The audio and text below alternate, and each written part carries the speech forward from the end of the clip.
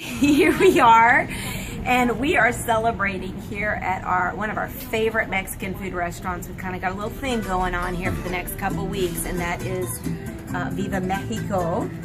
And the reason is because we are going to be celebrating your final rite of passage, your blessing, like we did Peyton in Tulsa. We're going to be celebrating yours down in Mexico. In Puerto Vallarta? In Puerto Vallarta, where they're going to be feeding the children that are there, about 1,500 families that we're going to be reaching out to and really sharing the love of Jesus with them there.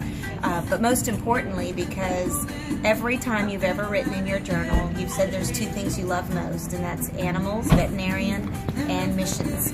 And so we want this to be a part of your love and your passion for missions work around the world. So today is key number 8 to your living a life of abundance and leadership. And what does key number 8 say? Organization. Is this Hebrews? Habakkuk. Habakkuk. Ooh, I've never heard that before. Ooh. Habakkuk 2:2. Write the vision down and make it clear so he who reads it can run with it. Awesome. Habakkuk. That's Key my number name. 8. This one right here. This key? Which key is it? It's that big key behind it. Right.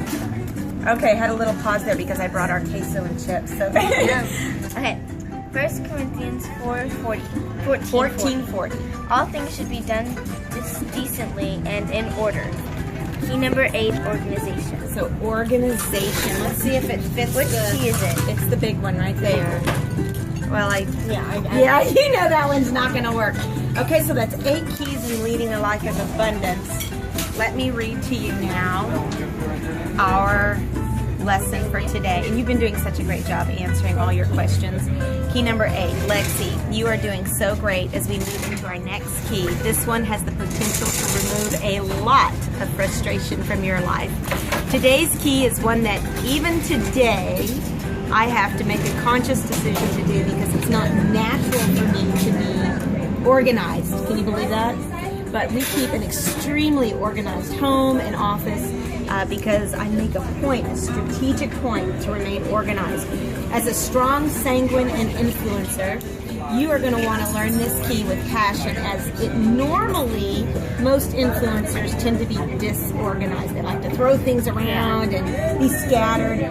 But if you can learn organization, this is going to help you in your leadership a lot. Today you're going to take a really cool personality test, and it's going to actually reveal to you more about yourself. It's fun. It just asks some questions, and it's going to teach you what you can do to improve upon your leadership weaknesses in your life. Now, 1 Corinthians 14:40, like you read, says, But all things should be done decently and in order. Does that even mean your room?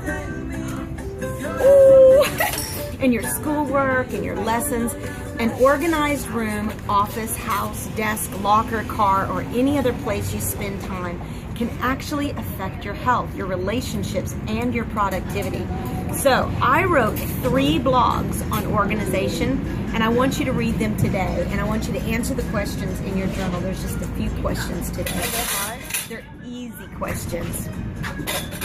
You and me are so much alike, Lexi Lou, and I really think this key is going to help you a lot in your future, especially as you get older and you reread this. Organization is a big one, and it will allow God to speak to you, knowing that you're going to be able to obey the first time, every time when He tells you to do something. Luke 14:28 teaches us to calculate the cost of what it is we want to achieve even before we begin it. So it's much easier to calculate something if you have it organized and in order. This is also important when you're going to be setting goals. Now, Habakkuk 2:2, write the vision down, make it clear so he who reads it may run with it, is a very, very important one for you to think about.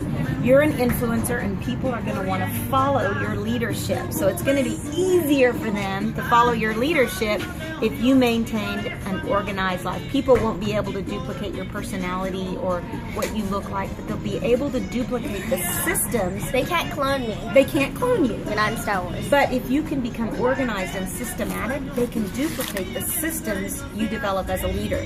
Now this week we're going to practice this key, and I really do pray that it's going to be one that brings more peace in your life and more organization. All right, so there's just a few questions here. Are you ready to be more organized? Boom. Any more Sizzle, chips? sizzle. Awesome.